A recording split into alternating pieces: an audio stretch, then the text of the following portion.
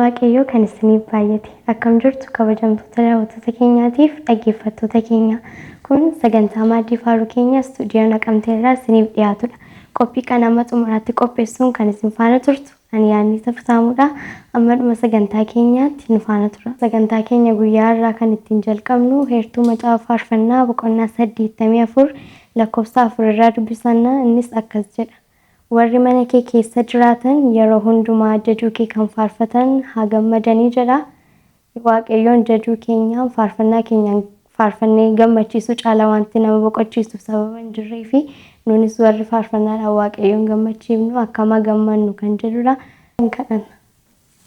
Abbaa keenyaatiif uumaa keenya eegumsaaf kunuunsa gochaa amma ammaatti nu goote hundumaaf maqaan kee waaqaaf lafa irratti kan galateeffame haa ta'u.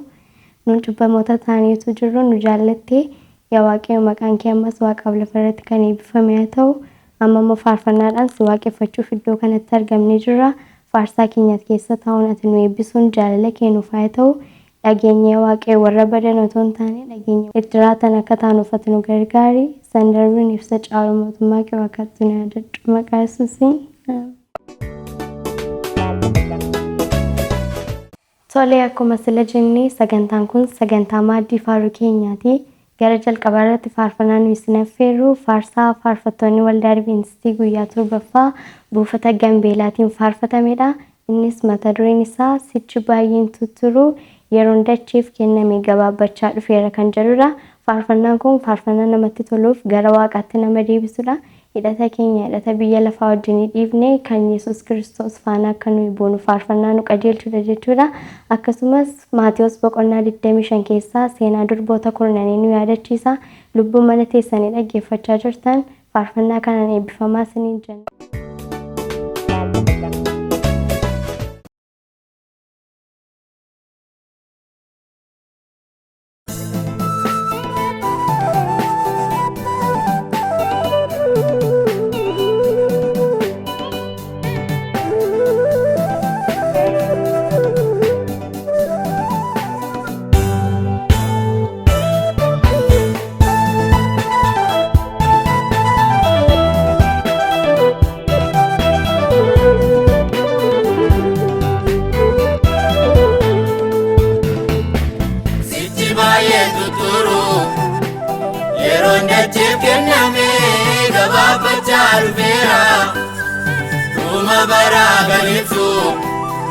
Milikitoonni baay'ee raawwatamee dhumeera. Ethiopia kan dhumarra qottoon kaa'amee jira. Muramuun saayyooti dhuunfaan fudhata. Namni gatii hojiisaa hin eegina fagootti.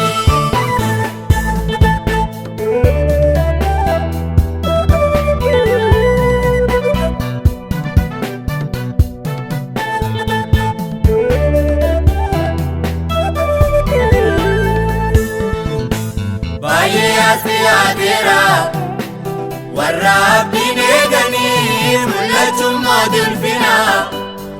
Yeroo dachee bamtu yoo jabaanne dhaabanne biyya keenyaan argina. Dhaabachuun danda'anii warroonni qophee qabne balfina isaa dura. Amala Kiristoosiin dhuunfaan shaagalantu gaafa fuula isaa tura. Sichi baay'ee tutturuu yeroon dachiif kenname gabaabbachaa dhufeera.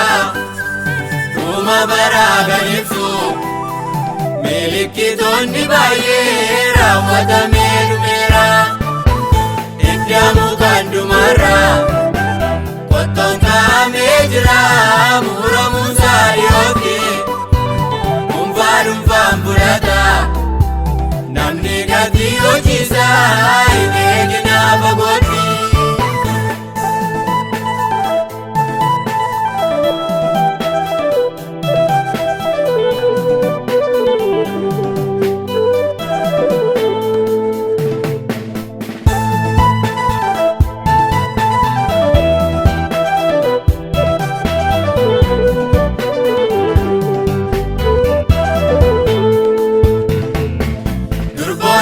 kurnan suni addaddaan baafamanii yeroo waaqeffatanii ifa warra kaaniitiin gaggeeffamaa turanii abshaala fakkaatanii irraa hafaa dhabanii yeroo dukkanaa keessaa shaana warri goota fakkeessuudhaan socho'u kanaaf adda ba'anii itti yaada obboloota sichi baay'ee tutturu yeroon dachiif kenname gabaabbachaa dhufeera dhuma baraa galibsu milikkitoonni baay'ee raawwatamee dhumeera iddamu kan dhumarra qottoon kaa'amee jira muramuu saariyooti dhuunfaan fudhata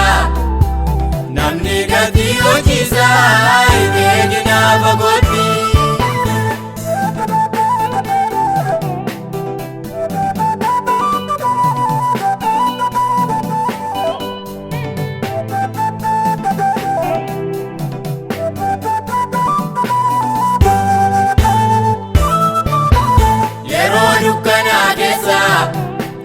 irraa faagabaachuun arrayyuun barbaachisa har'a beekumsa fuuraan sammuun hin ijaaramne wanti koo gumachiisa chaakkaa yordaanos keessa dhuunfaatti ilaalamnaa tuutaan miti moo'ichi galaana amantii keenya yoo nurkatti yaarratee yeroo sana moo'ichi baay'ee tuturu yeroon dachiif kenname gabaabbachaa dhufeera dhuma baraa galibsu milikkitoonni baay'ee raawwatamee dhumeera iddamu kan dhumarra qottoon kaa'amee jira muramuu saariyooti dhuunfaan fudhata namni gatii hojiisaa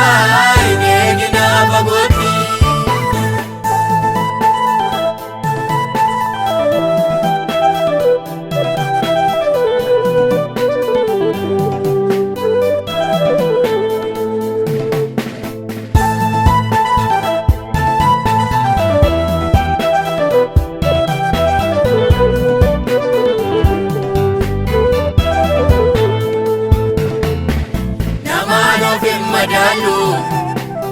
Anggawa amantii keenya Yesuusittoon madaala dubbannaa yaadu keenyaan waan goonu maraaniyyuu amala isaa shaakalla baay'ee nutti guyyee yeroon ishee gabaabduudha dudduumee barraara kottaa keessan tutturru Baabiloon keessaa baanee gooftaa kadhannaraara baay'ee tuturu yeroon dachiif kenname gabaabbachaa dhufeera dhuma baraa galibsu milikkitoonni baay'ee raawwatamee dhumeera iddamu kan dhumarra qottoon kaa'amee jira muramuu saariyooti dhuunfaan fudhata namni gatii hojiisaa eegina fagootti.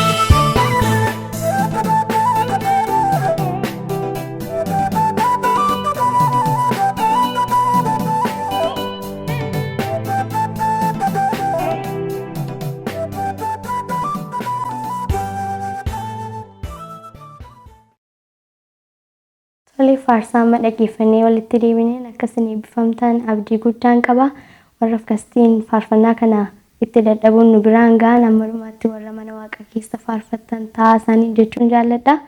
Itti dabaluunis faarfannaan isin affeeru faarsaa faarfattoonni waldaa Adventistii guyyaa torbaffaa Jimmaa faarfatan akkamii yaadattee gara kootti dhufte faarfannaa jedhudha. Faarfannaan kunis cubbamoota taanee utuu jirru waaqayyo cubbuu keenya nu dhiisuun nu jaallachuu isaa nutti hima jechuudha. Yookiinis jaalala agaabbeessa jennu jaalala sababii maleessa yookiin kennaa addaa nurraan barbaanne jaalala Yesuus Kiristoos nu jaallatedha. Innis kan qaraaniyoon irratti dhiiga isaa nuuf lolaase faarfannaa nu yaadachiisudha. Ittuma fufuun faarfannaa faarfattoonni baakoo nuuf faarfatanii madda nagaa kan jedhudha. Isaanis madda nagaa keenya isa ta'e Gooftaa Kiristoosin nu yaadachiisaniiru. Faarsaan kun kunootii itti eebbifama.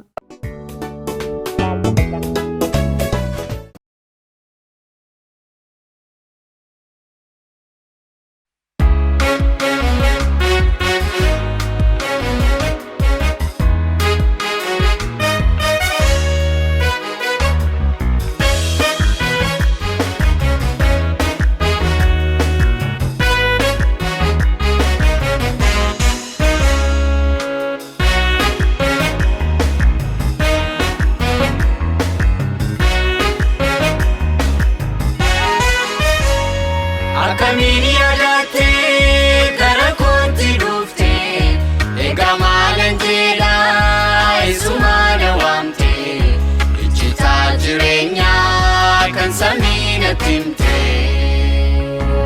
kutaa baay'ee keessa situ na barbaade har'a siin boqotte lubbuun koo na dhaabde ba'aa koo kan baatu ansi naan argadhe.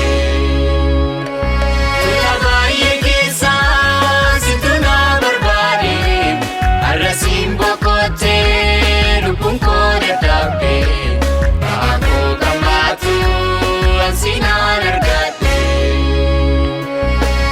Dadhaboota Yesuus fayyisaa koo si dhiisee adeemuu hin fedhu garaan koo bara jireenya koo ariitaan fakkeessa ani gaarummaa kee argamii hundumtuu ajajuu maqaa kee ol kaasee dinqiite ariitaan fakkeessa ani gaarummaa kee argamii hundumtuu ajajuu maqaa kee ol kaasee dinqiite.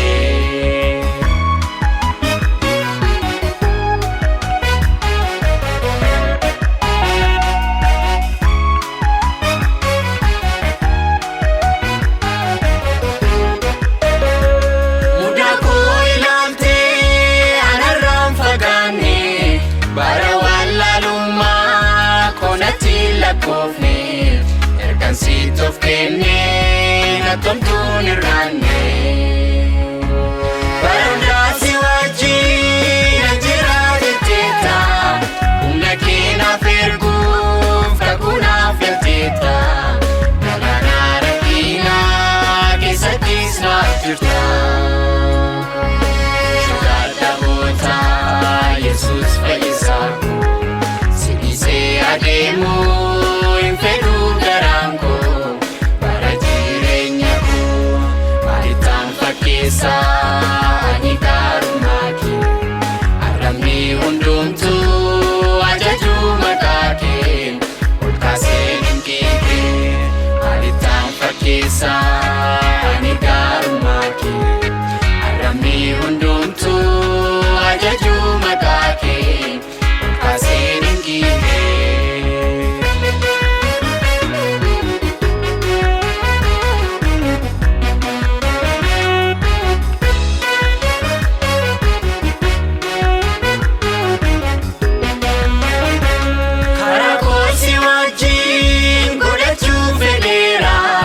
Bartuu kee ta'uudhaafis murteeffadheera jecha sagalee kee lubbuun koo hawweera. Ogummaa naaf kenni ati yaa barsiisa hirrinaaf mudaa koo hundaa siif anniisa seenaa dadhaboota jijjiiruu dandeessa. Dadhaboota Yesuus fayyisaa koo si dhiisee adeemuu hin fedhu garaan koo bara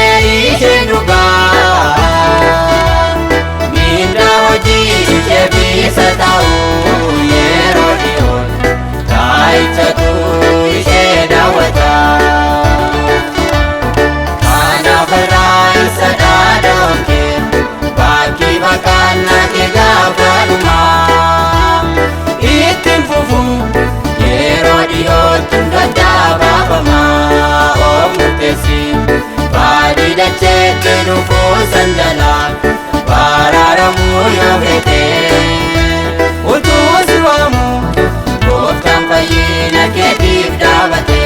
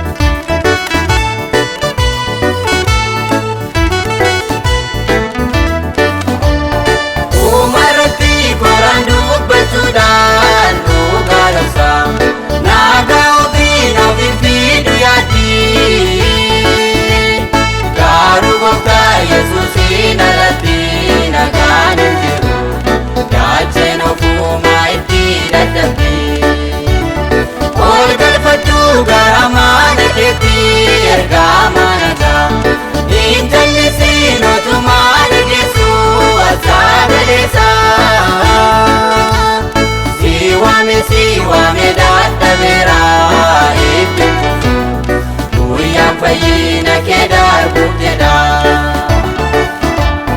kanaaf irraa isa dhaadoonke bakki baqannaa kee gaafa dhumaa ittiin fufu yeroo dhiyootti hundaddaa baafamaa of murteessi baadii dacheetti dhufuu sanjalaa baraaramuu yoo feete utuu si waamu gooftaan fayyina keetiif dhaabate.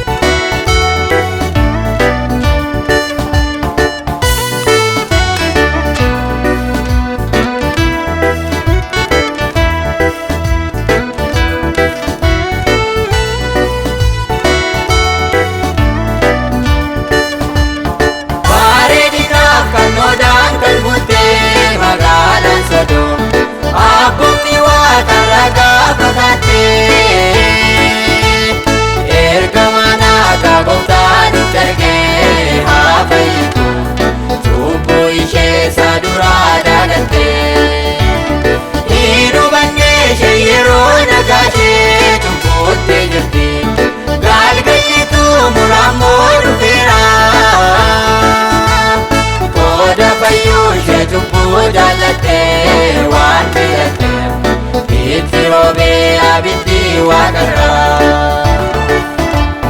kanaaf irraa isa dhaadoonke bakki baqannaa kee gaafa dhumaa ittiin fufu yeroo dhiyootti hundaddaa baafamaa of murteessi baadii dacheetti dhufuu sanjalaa baraaramuu yoo feete utuu si waamu gooftaan fayyina keetiif dhaabate.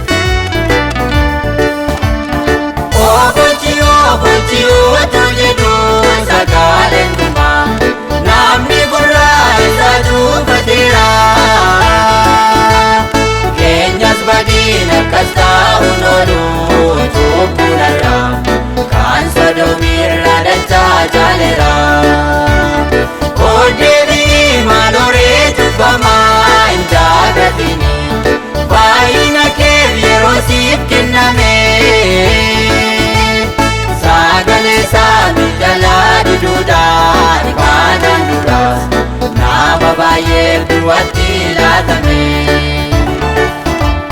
Kanaaf irraa eessa dhaadhooke bakki baqannaa kee gaafa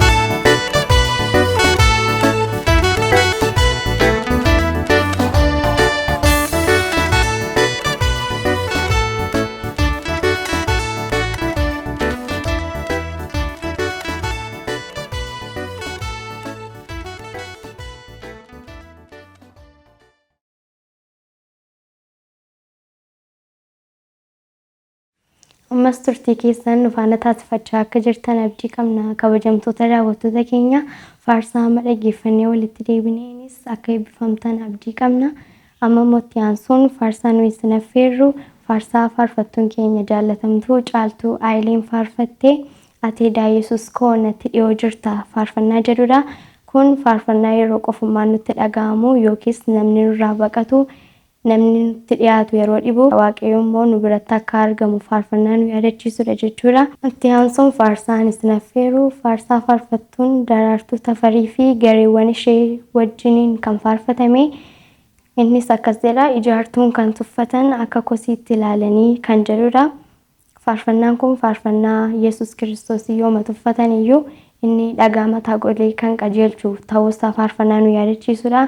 Innis kan keessaa fudhatame Maatiyos boqonnaa 21 lakkoofsa 42 irraa jechuudha. Faarfannaa kanaan akkasiin eebbifamtanii keessatti dhiiga Yesus Kiristoos nuuf lolaase itti yaadattanidha jechuudha. Faarfannaa kana daawwannee walitti deebina.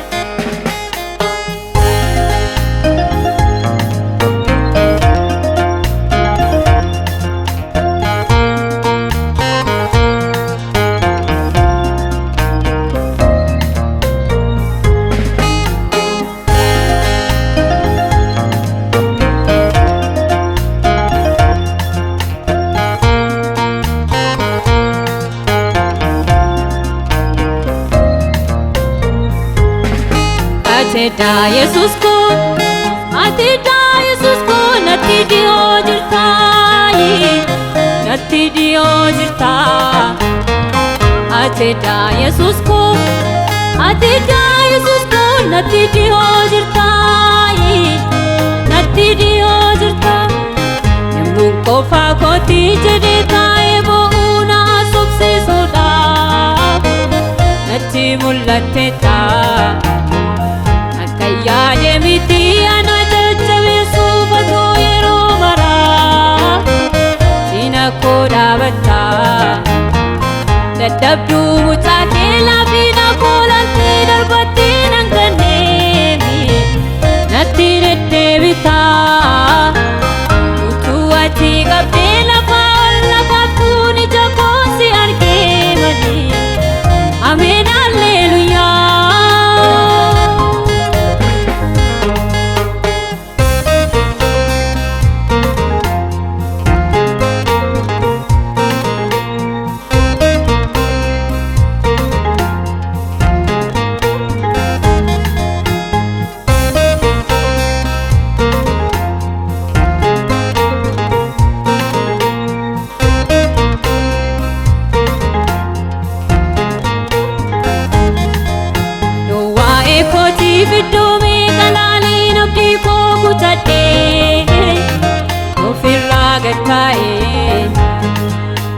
Kana caalaa deemuun danda'u jedhee tuqaadhaanis dhimma koo xumuree ati garuu dhuftee na biraan baateetu ka'iitii adeeminaan jettee boqonnaa kana na eegalchistee.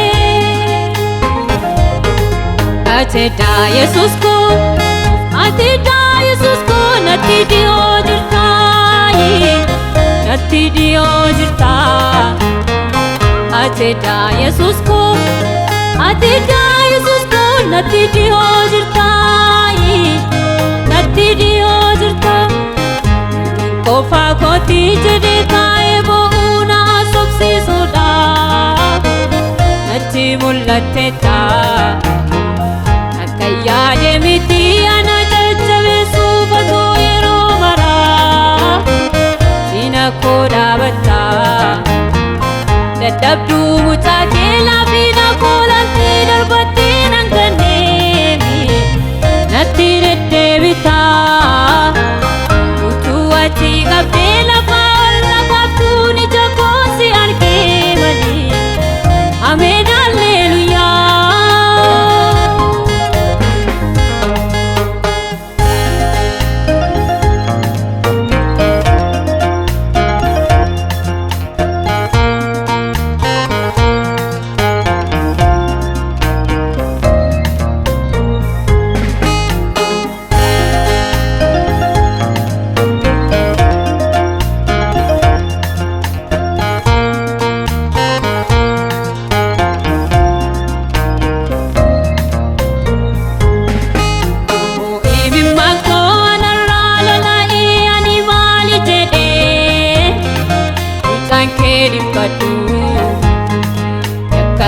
silaalee of keessa abdii dhabee kadhannaa kootiinis gara keetti iyyadhu.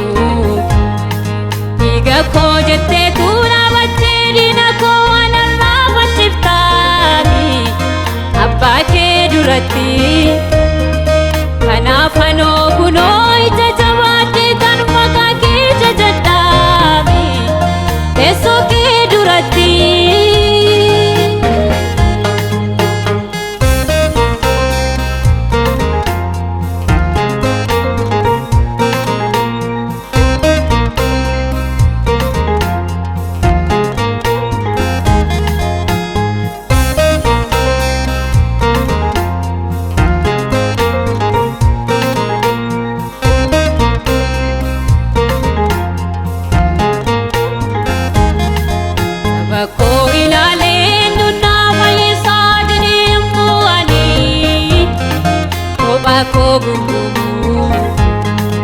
Abdiin koos xiqqattee mogoleen kol naaftee milli koo waldaa'ee anaa jooraa deemu ateddaa Yesuus koo isaanii gungumuu yaada garaa kootii keessatti hubeekkaa fageenya ardiif samii si dhorkuun dandeenye deebii gaaffii kootii qabdee naaf dhufteetta.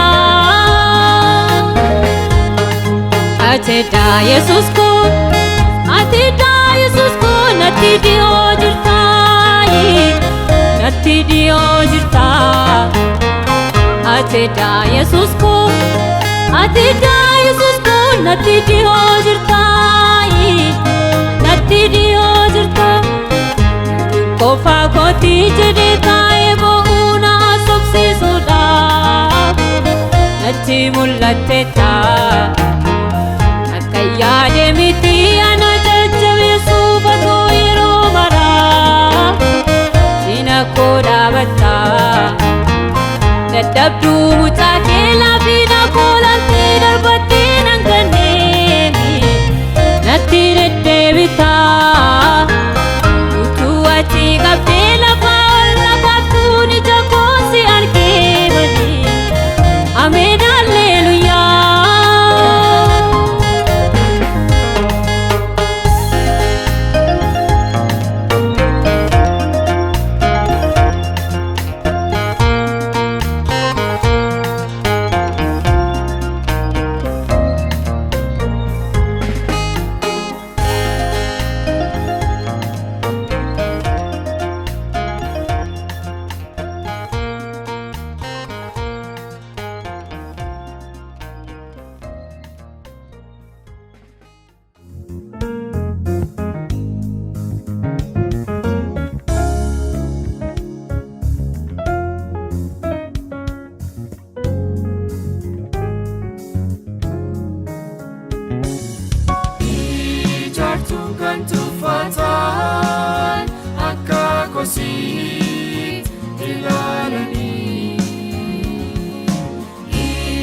Yesus waan hundumaaf mataa ta'ee harka namootaan waraanamee ajjeesanii awwaalanii dhagaa gooneessaa ta'ee wallaalanii namootaaf fayyina baatee dhufee gara ilmaan namootaa isaan gargaaruu baannee fannisan gidduu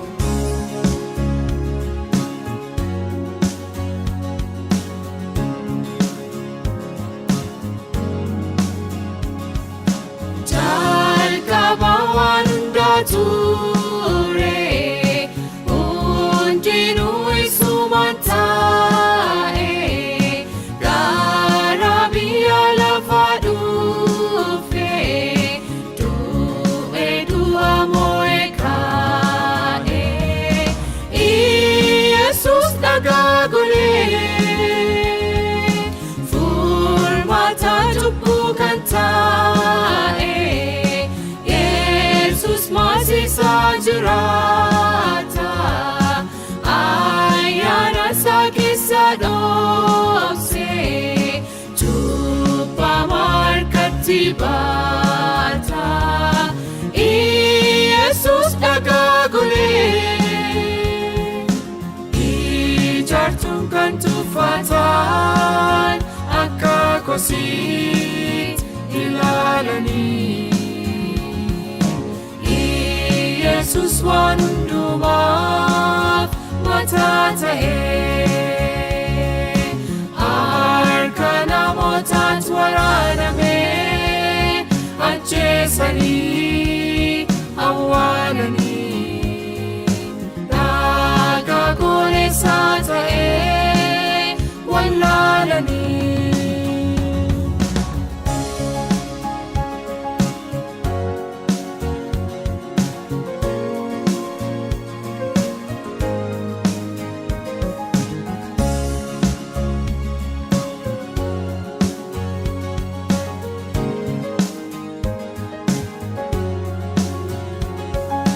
Ibboo hundumaa danda'e rakkina hundumaa baate aboo waaqummaa isaa dhiisee martoodhaan fannootti ol ba'e Yesus dagaagolee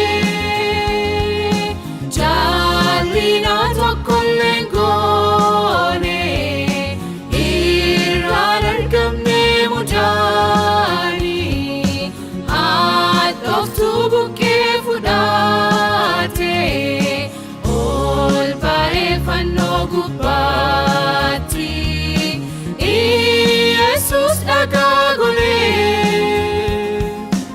ijaartuun kan tuffatan akka kosiit ilaalanii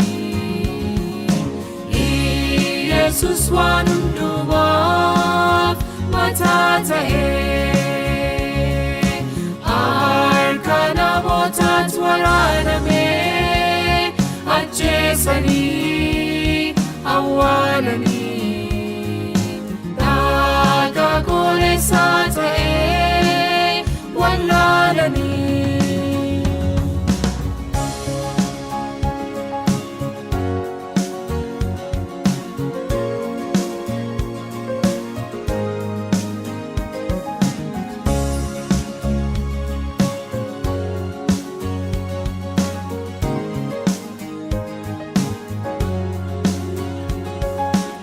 jaalalli harkisee buusee teessoon ulfina samii keessa dhiigaan birmaduu nu baasee abaarsaaf dha'icha keessa Yesus dagaagolee daaree qullaa keenya dhoksee jooree ulfina nuuf kenne hoolichi inni qalame fayyuu keenya mirkaneesse Yesus dagaagolee ijaartuun kan tuffatan akka kosiit ilaalanii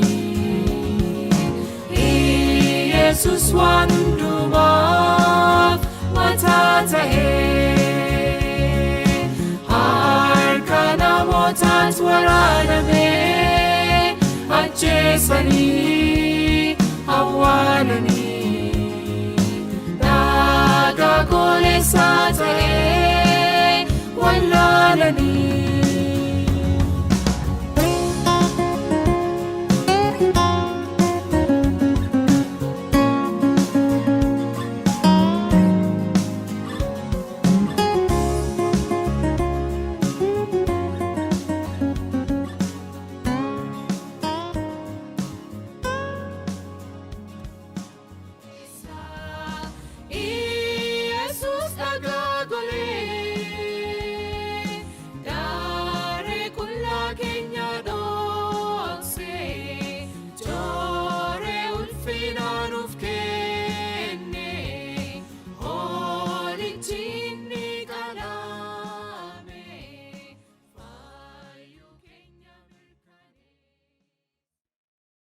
Tole kabajamtoota daawwattoota keenyaatiif dhaggeeffattoota keenya faarsaa amma ammaatti isin affeerraa jirruun akkasiin eebbifamtanii fi turtii amma ammaatti nu faana qabaachaa turtaniin akkasiin itti eebbifamaa jirtan abdii guddaan qaba.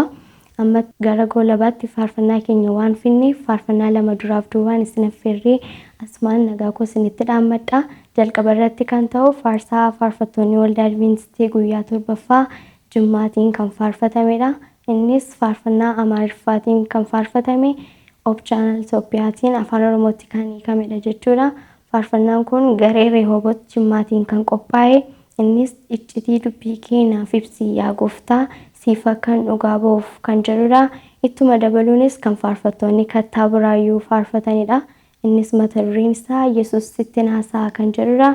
Faarsaan kun faarsaa baay'ee namatti toluu fi karaa itti Yesuusii wajjin haasofnu kan nuuf kennudha jechuudha. Faarsaa kana lamaaniin daawwadhaa isiniin jenna. Qophii amma ammaatti qopheessee kan isin faana ture ani yaanni Habtaamuudha. Ogeessota kaameraa keenya Lateeraa Ittafaa, Rooberaa Yohaannisiif akkasumas daayirekteera keenya Misgaanuu Asaffaa galateeffachuun barbaada. Torbanni kun torban nagaa isiniif haa ta'u. Turtii gaarii.